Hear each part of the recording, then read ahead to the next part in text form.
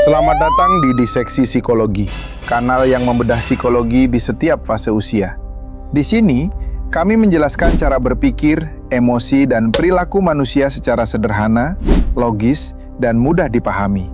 Jangan lupa follow dan subscribe agar kamu tidak melewatkan pembahasan psikologi menarik di video-video selanjutnya. Ada sesuatu yang sangat berbeda tentang mereka yang tumbuh besar di tahun 1960-an.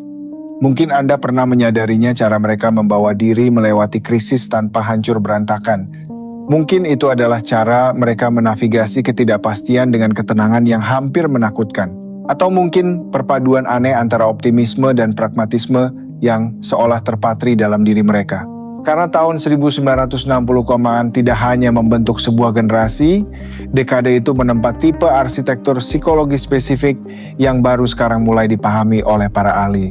Dan percayalah, di akhir pembahasan ini, Anda akan melihat mengapa tumbuh di dekade itu menciptakan beberapa manusia paling kompleks secara psikologis dan tangguh yang berjalan di planet ini hari ini. Mari kita mulai dengan sesuatu yang membentuk masa kanak-kanak 1960-an dengan cara yang tidak pernah dipertimbangkan kebanyakan orang. Bayangkan rutinitas pagi di sekolah. Setiap pagi, guru meniup peluit dan Anda merangkak di bawah meja, menyelipkan kepala di antara lutut, berlindung dari ledakan nuklir imajiner. Anda tidak sepenuhnya mengerti apa arti perang nuklir, tetapi Anda mengerti cukup banyak. Anda tahu bahwa di luar sana ada senjata yang bisa mengakhiri segalanya. Bahwa dunia yang dibangun orang tua Anda bisa lenyap dalam sekejap cahaya. Bahwa meja tempat Anda bersembunyi mungkin tidak akan menyelamatkan Anda dari apapun yang nyata. Ini bukan trauma dalam cara yang biasanya kita pikirkan. Ini adalah sesuatu yang lebih aneh. Anda belajar memegang dua kebenaran yang bertentangan secara bersamaan. Dunia mungkin berakhir besok, dan Anda masih harus menyelesaikan pekerjaan rumah Anda malam ini. Psikolog menyebut ini disonansi kognitif yang produktif. Bagi anak-anak 1960-an, itu hanyalah hari Selasa biasa. Alih-alih menciptakan generasi yang cemas dan lumpuh, kesadaran akan ancaman eksistensial ini menghasilkan sesuatu yang tak terduga. Orang-orang yang mengembangkan hubungan yang tidak biasa dengan ketidakpastian. Ketika Anda sudah berlatih untuk kiamat sebelum ulang tahun ke-7 Anda, masalah sehari-hari kehilangan kekuatan untuk menakuti Anda, kehilangan pekerjaan, setidaknya itu bukan pemusnahan nuklir. Masalah hubungan, dunia masih berdiri. Generasi ini belajar sejak muda bahwa mengkhawatirkan hal-hal di luar kendali membuang energi berharga. Mereka mengembangkan apa yang sekarang diakui peneliti sebagai bentuk triase psikologis yang canggih, kemampuan untuk memilah masalah menjadi hal yang bisa dipengaruhi dan hal yang perlu diterima. Sekarang mari kita bicara tentang sesuatu yang terjadi pada Minggu malam di Februari 1964. Seluruh keluarga berkumpul di sekitar pesawat televisi. 4 pemuda dari Liverpool muncul di Ed Sullivan Show. Teriakan penonton begitu keras hingga Anda hampir tidak bisa mendengar musiknya. Tapi Anda menyaksikan kelahiran gempa budaya. The Beatles tidak hanya mengubah musik, mereka mendemonstrasikan bahwa dunia bisa berubah dalam semalam. Bahwa apa yang tampak permanen dan kaku bisa menjadi usang dalam rentang satu siaran televisi. Ini formatif dalam cara yang jauh melampaui potongan rambut. Anak-anak 1960 belajar sejak dini bahwa perubahan bukanlah sesuatu yang terjadi perlahan selama beberapa generasi, itu bisa terjadi sekarang juga. Ini menciptakan orang dewasa yang tidak terancam oleh disrupsi. Mereka tahu bahwa apa yang tampak revolusioner hari ini menjadi normal besok, dan apa yang permanen hari ini mungkin hilang tahun depan. Namun inilah kejutan psikologisnya, sementara mereka menyaksikan perubahan radikal, mereka juga hidup melalui pembunuhan demi pembunuhan. JFK, Martin Luther King, Bobby Kennedy, semua dalam waktu 5 tahun.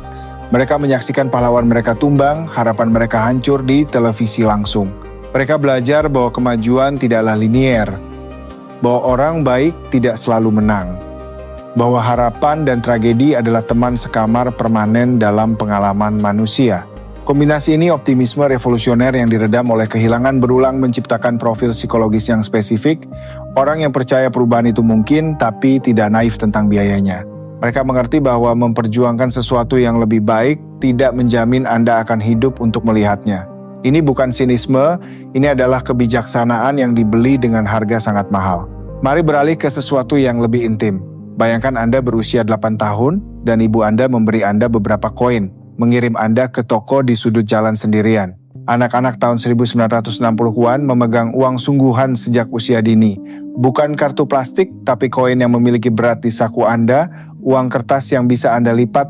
Anda belajar bahwa uang itu terbatas karena Anda bisa melihatnya menghilang dari tangan Anda saat Anda membelanjakannya. Hubungan fisik dengan mata uang ini menciptakan jalur saraf khusus. Belanjakan koin ini untuk permen dan mereka hilang. Simpan mereka dan mereka menumpuk. Tidak ada angka abstrak di layar yang memisahkan Anda dari realitas transaksi. Apa yang sekarang disebut peneliti sebagai fungsi eksekutif finansial sedang dibangun ke dalam anak-anak ini melalui pengalaman sehari-hari. Mereka tidak belajar tentang uang, mereka merasakannya. Kemandirian tidak berhenti di toko sudut. Bayangkan pukul 7.30 pagi dan Anda berjalan ke sekolah, tidak ada orang tua di samping Anda, tidak ada orang dewasa yang mengawasi, hanya Anda, buku-buku Anda yang dijepit di bawah lengan, dan rute yang telah Anda hafal melalui lingkungan sekitar. Perjalanan harian ini bukan hanya transportasi, itu adalah pendidikan. Anda belajar membaca lingkungan Anda mengembangkan peta internal, bukan hanya jalan, tetapi juga lanskap sosial, rumah mana yang harus dihindari, rute mana yang aman. Ahli saraf menemukan bahwa navigasi otonom di masa kanak-kanak ini mengembangkan penalaran spasial dan penilaian risiko dengan cara yang tidak bisa ditiru oleh diantarjemput. Sekarang mari kita bicara tentang apa yang terjadi ketika Anda terluka, karena Anda pasti terluka. Jatuh dari sepeda, lutut tergores, atau terbakar set kimia mainan. Ketika Anda pulang dengan berdarah atau memar, orang tua Anda mengatakan sesuatu yang terdengar hampir kejam hari ini, "Kamu tidak apa-apa, kembalilah bermain di luar." Orang tua Anda memiliki keyakinan pada Anda, keyakinan bahwa Anda bisa menangani ketidaknyamanan, bahwa melindungi Anda dari setiap goresan akan lebih merugikan daripada cedera itu sendiri. Ini menciptakan orang-orang yang tidak membesar-besarkan rasa sakit. Luka bakar dan bekas luka bukanlah keadaan darurat. Itu adalah bukti kehidupan yang sedang dijalani. Psikologi modern akhirnya mengejar apa yang diketahui orang tua 960, inokulasi stres. Dosis kecil kesulitan membangun kekebalan psikologis. Risikonya bukan hanya fisik. Anak-anak di tahun 1960 peran dipercaya dengan alat nyata. Kunci Inggris, mesin jahit, oven mainan yang benar-benar panas.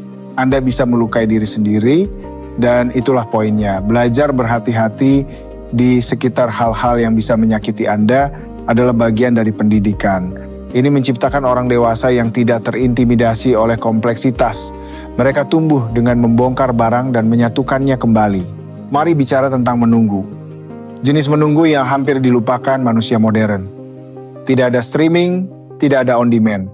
Jika Anda melewatkannya, Anda mungkin tidak akan pernah melihatnya lagi. Anda ingin mendengar lagu favorit? Anda duduk di dekat radio, berharap DJ memutarnya, dan ketika akhirnya diputar, Anda berebut menekan tombol rekam. Ritme, menginginkan dan menunggu ini memprogram ulang otak satu generasi. Mereka mengembangkan toleransi penundaan ke tingkat yang luar biasa. Mereka tahu bahwa hal-hal baik layak ditunggu.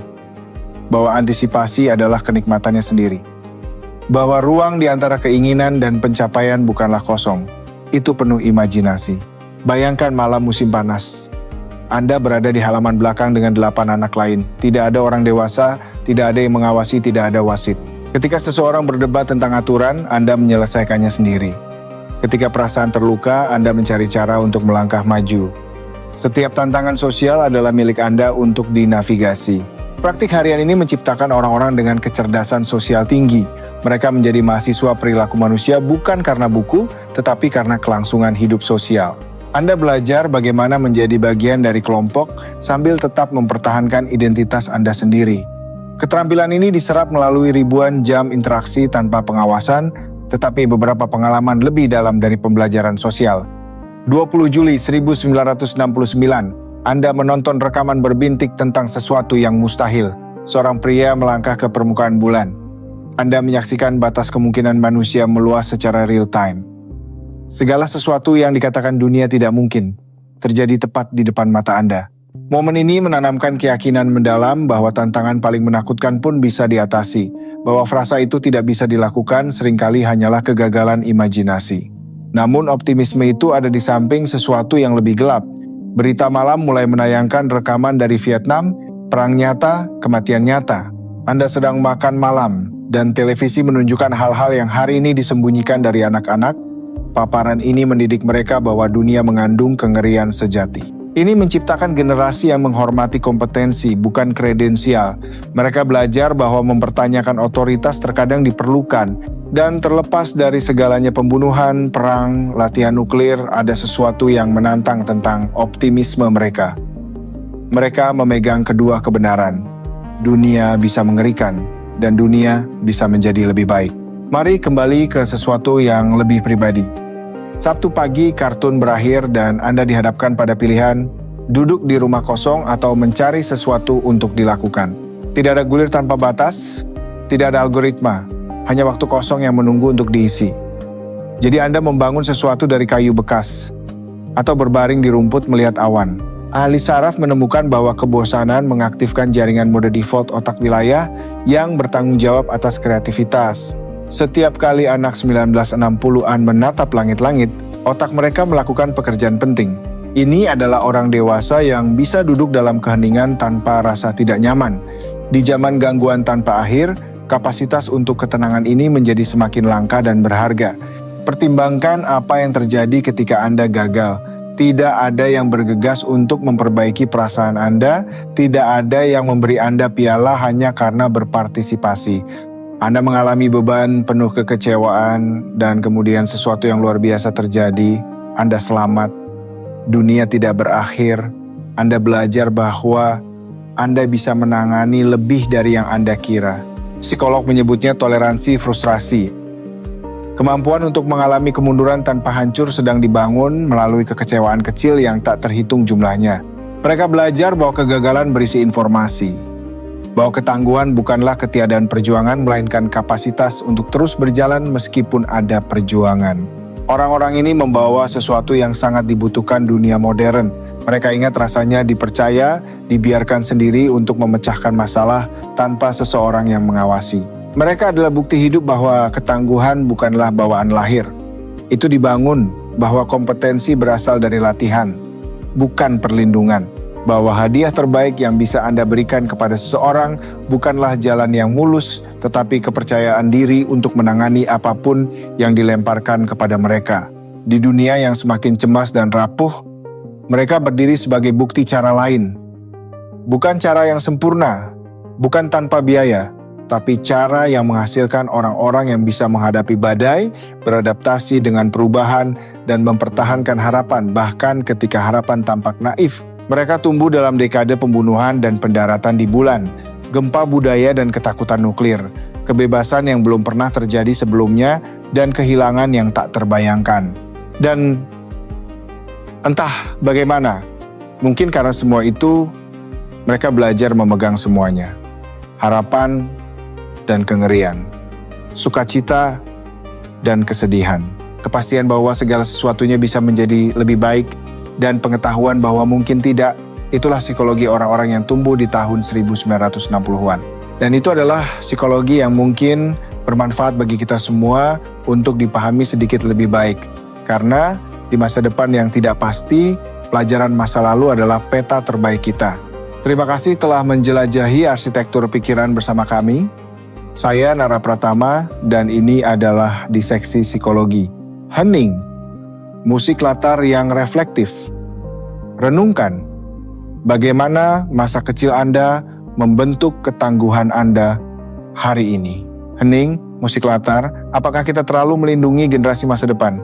Hening, musik latar, ketangguhan dibangun, bukan dilahirkan. Jangan lupa untuk berlangganan untuk analisis mendalam lainnya. Sampai jumpa di episode berikutnya. Musik memudar.